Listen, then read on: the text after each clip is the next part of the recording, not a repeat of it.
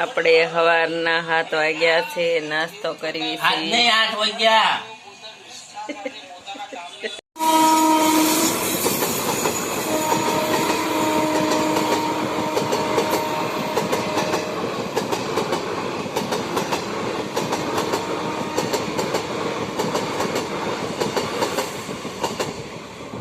આપણે રેલગાડી જોઈને હેઠે આવી ગયા છે.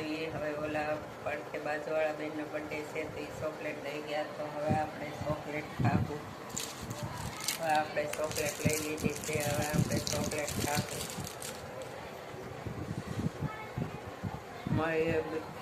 બીજા વિડીયોમાં આપણે ઘઉં હારા કરવી છે. ઘઉં માથા નેડા પડી ગયા છે એટલે આપણે ઘઉં હારા કરવી છે. એટલે આજ વિડીયો ક્યાંય બનાવવાની આવી.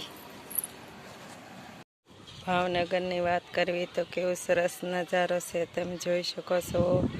સૂર્યનારાયણ આથમમાં આવી ગયા છે, જેવા તેવા દેખાય છે.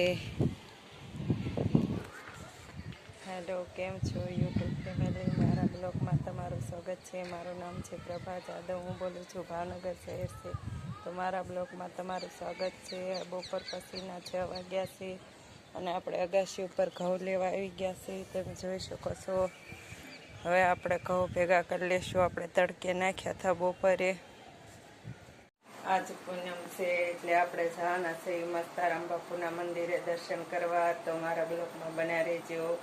અને આજે આપણને કોમેન્ટ બહુ સરસ આવી હતી. જય માતાજી પ્રભાબેન ગુજરાતીમાં. આજ પહેલી વાર મારી કોમેન્ટ ગુજરાતીમાં આવી હતી. તો જય માતાજી.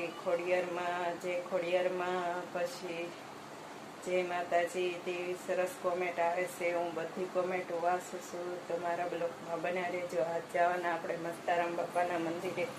તો આપણે હવે મસ્તારામ બાપુના મંદિરે જઈએ છીએ. તો મારા બ્લોગમાં તમે બના રહેજો.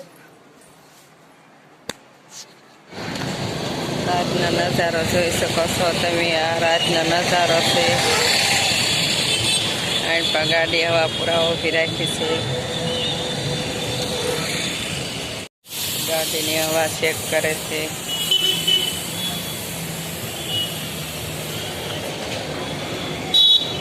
મળે છે માળા એ લેવું, તેમ જોઈ શકો છો. આપણે મસ્તારામ બાપુ એ પગ્યા છીએ.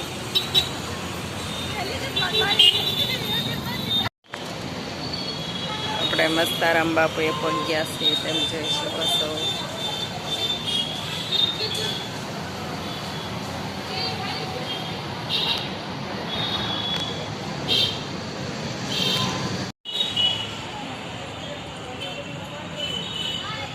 હવે આપણે એક ચક્કર ફરી છે. મસ્તારામ બાપુનું આ મંદિર છે. આ બાજુ ભગવાન છે.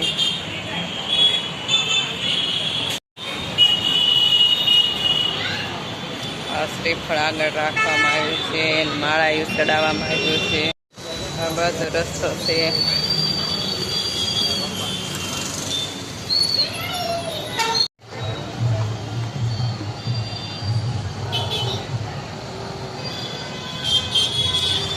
આ મસ્તારામ બાપુનું મંદિર છે. આપણે દર્શન કરીને હેઠે ઉતરી ગયા છીએ.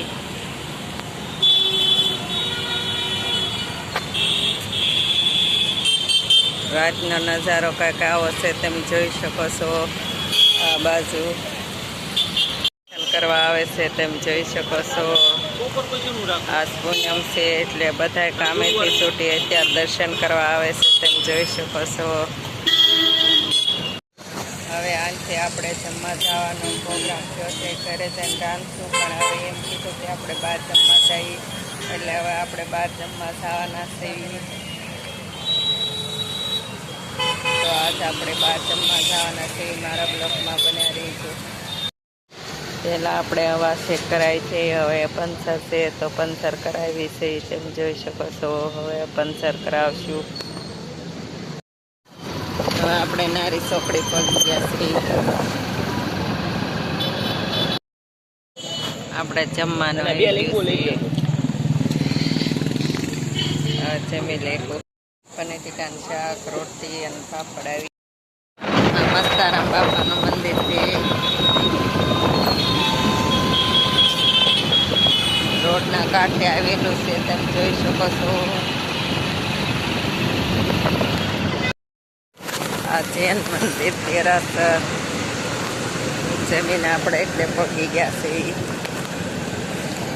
આ બાજુ મંદિર છે દવે મીઠાઈ વાળો. આપણે અહીંયા પગી ગયા છે. આ પેટ્રોલ પંપ છે જીઓનો.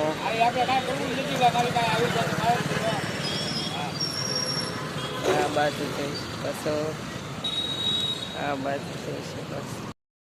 આપણે મસ્તારામ બાપુના દર્શન કર્યા અને પછી જમવા ગયા હતા. પછી જમીને તે આપણે ઘરે આવી ગયા છીએ. જો તમને આ બ્લોગ ગમ્યો હોય તો લાઈક કરો, શેર કરો અને સબસ્ક્રાઈબ કરો. જય મહાદેવ ને ગુડ નાઇટ.